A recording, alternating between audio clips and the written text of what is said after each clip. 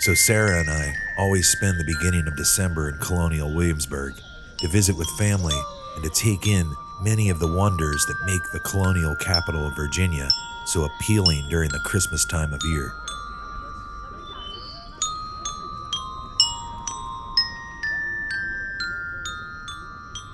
Sounds of the season fluttering all around you, while gracefully stepping inside a vintage Christmas postcard that has come to life.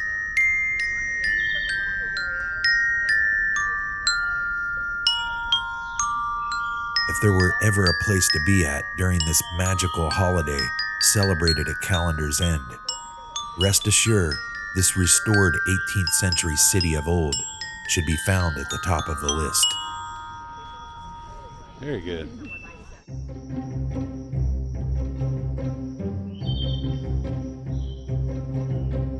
And as the cool Virginia weather of December filled our lungs, a nearby pathway resting behind a white picket fence struck our curiosity. Our annual tradition of taking on a memorable holiday exploration was once again in the making. A riveting ramble along the streets of Williamsburg at Christmas time can unveil many of the season's most fascinating discoveries. Easily observed along the main historic avenue here, but also amongst the more concealed back streets.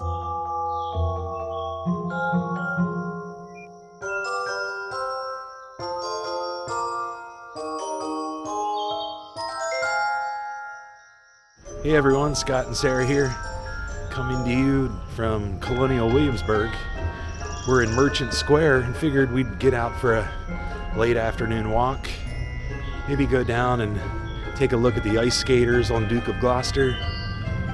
Probably look at a few of the wreaths hanging on the various doors of homes and businesses, and then drop by the Christmas shop to see what type of holiday merchandise we can spot. Get in the festive spirit of Christmas, but wanted to invite you to come along with us. We're here now, just gonna see what we can see, and give you guys a glimpse of what Colonial Williamsburg looks like during December.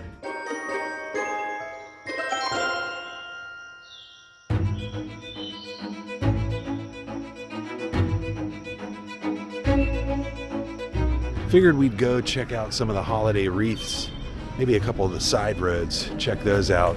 Not sure if you saw the video from last year, but we did an entire holiday wreath tour. An unforgettable adventure that we took last year, up and down Dog Street, taking notice of the exceptional design work carried out by some of Williamsburg's best wreath makers. Let's shoot down one of the roads here and see what we can find. This year, we'd focus only on a few of the not as easily seen nooks and crannies of Colonial Williamsburg that also harbor unique and festive creations found here during the winter months. And as we speak, they're hanging a wreath right now on this colonial home.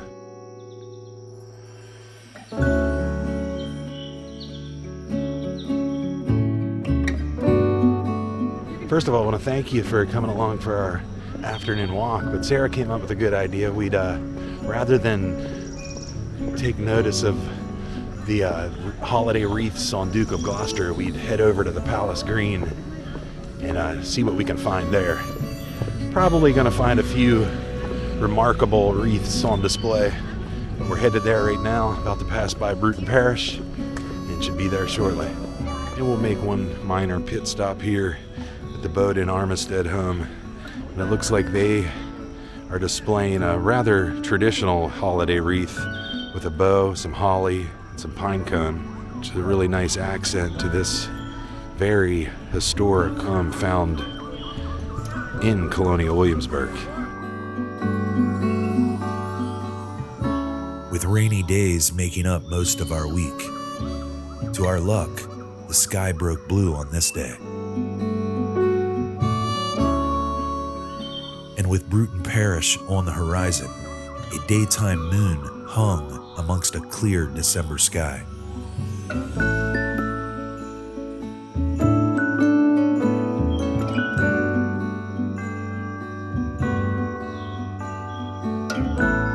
we advanced towards the approaching Palace Green street sign, one foot in front of the other on our holiday walkabout. I wondered how George Wythe decked out his colonial 2-story brick residence for Christmas time this year. All right, so here we are on the Palace Green, about to pass by George Wythe's house. We'll see what he has on the doorway and the windows. Maybe head down to the Robert Carter house and perhaps get a quick glimpse of the governor's palace. See what they're adorning on the doors and windows there. So headed there now. Let's go see what we can find. Little holiday mission we've created for ourselves. And here's George Wythe. Look at that, Sarah.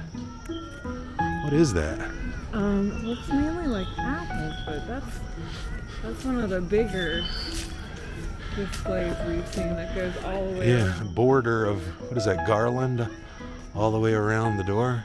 Okay, so those are apples. I'm not sure what the smaller one is.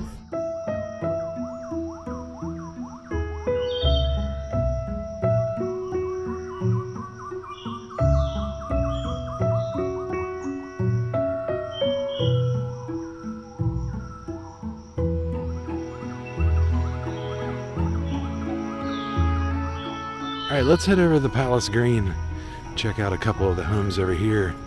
Right away, I see a wreath from the distance.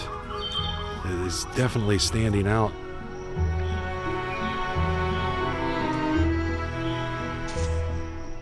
We learned what the name of that orange piece of fruit is. Someone left a comment on the last video, but I can't remember what it is. It could just be an orange, right? Maybe. It looks a little small, but if it's dehydrated.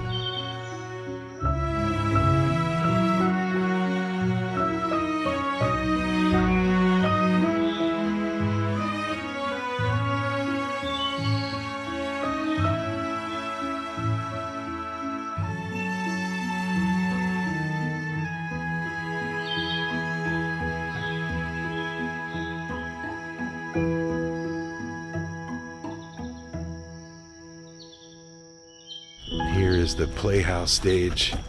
They've got quite the holiday wreath arrangement here. Some colonial characters, some woodwork. Does it say something? It looks like it says peace.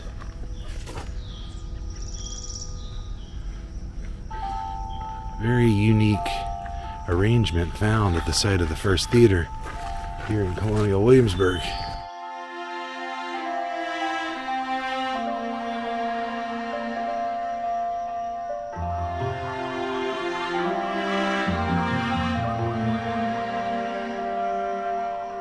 Sarah looks like she's found some interesting literature on this colonial home over here. We'll go by here and see what she's reading up on. Sure, it's something interesting, maybe related to the holidays, being that it's the centerpiece of the wreath. What'd you find, Sarah? Well, I haven't seen a wreath that had writing or a document on it, so that's why I was trying to look closer to see what it was. But It looks like it was penned by Thomas Everard, the mayor of Williamsburg. And it's definitely got that old colonial penmanship. Like I said, he was the mayor of Williamsburg, but also the clerk of court for York County and clerk to the secretary of the colony of Virginia. A patriot, he helped to choose the delegates to the Continental Congress. Built in 1718 by John Brush, gunsmith and armorer, the house was enlarged and embellished by Everard to reflect his status as a civic leader and a slave owner. Directly in front of us is the Robert Carter estate.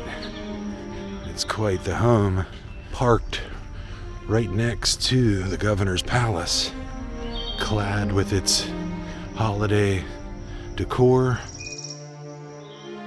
oh wow. But look at this right here, Sarah, on Robert Carter's house. They always have a really amazing arrangement on this home every year. It's a pineapple. And although I'm definitely no sort of expert on handcrafted wreath displays and their carefully thought out components, it was easy to spot the intricate vision necessary to align each piece with such precision and accuracy. A true gift to all of its onlookers.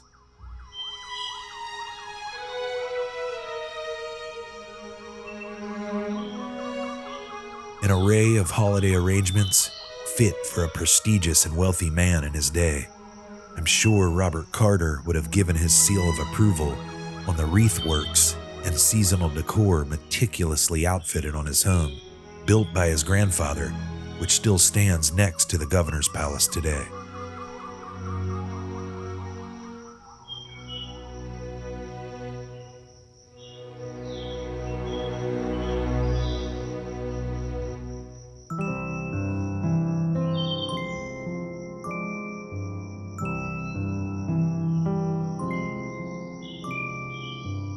Gaze upon the sky, Christmas on my mind, somewhere from a place up high above. There's a song of love traveling afar, seeking us to warm up every heart, to be our light into the night. Bless us with a moment of serenity. Let it come to bloom, joyful Christmas news. Hope will find its way to you.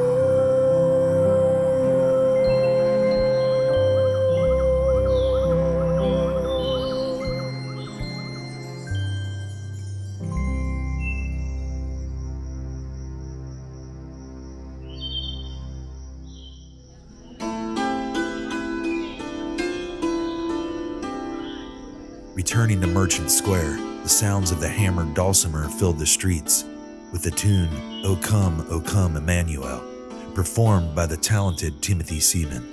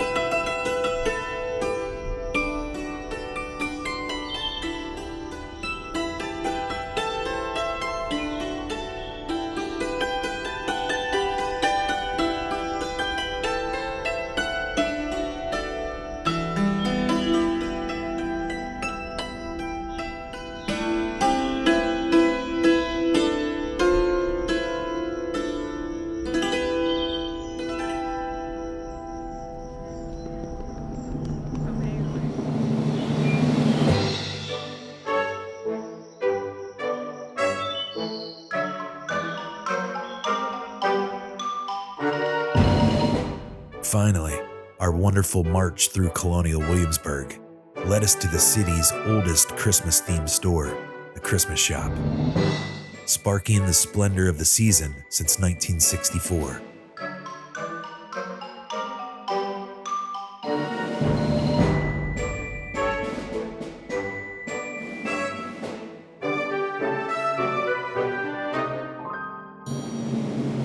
Often it seems, stepping foot inside holiday shops like this one, nestled within a busy old-fashioned marketplace, will grant those waiting in the Christmas spirit just the right amount of fascination needed to reach the pinnacle of the season's glee. Taking notice in close proximity, handcrafted ornaments, colonial figurines, and Christmas collectibles crafted by local artisans has a magical way of transporting each of us back to our youth and filling us with a special, pure joy and happiness that only Christmas time brings.